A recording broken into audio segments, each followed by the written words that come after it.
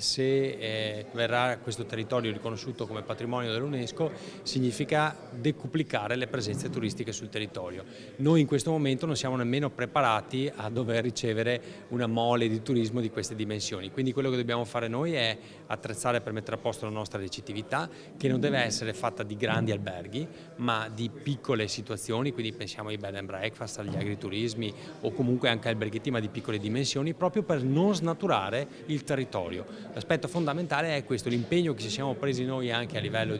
europeo è proprio quello di preservare questo territorio dal punto di vista ambientale, quindi farlo crescere in maniera sostenibile. Il piano prende in esame un po' tutti i territori della regione e ovviamente prende in esame anche questo territorio, un territorio che deve crescere assieme all'ODG di Treviso, quindi all'organizzazione di gestione della destinazione, ma che può farlo maggiormente creando un marchio d'area dell'alta marca trevigiana, che vada però a inserirsi nel progetto provinciale e a sua volta nel progetto regionale del piano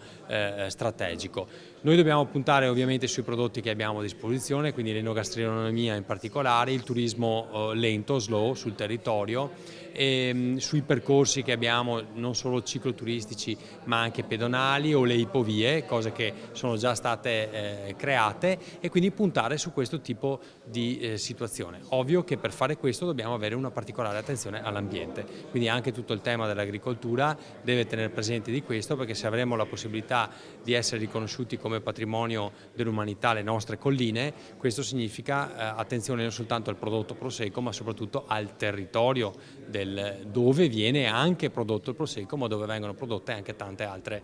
cose. Quindi l'attenzione ambientale è fondamentale nel piano inserito. Il piano strategico della Regione Veneto è un piano innovativo, nuovo, condiviso con il territorio, con tutti gli stakeholders del territorio e compartecipato da circa 250 persone, che ha la funzione di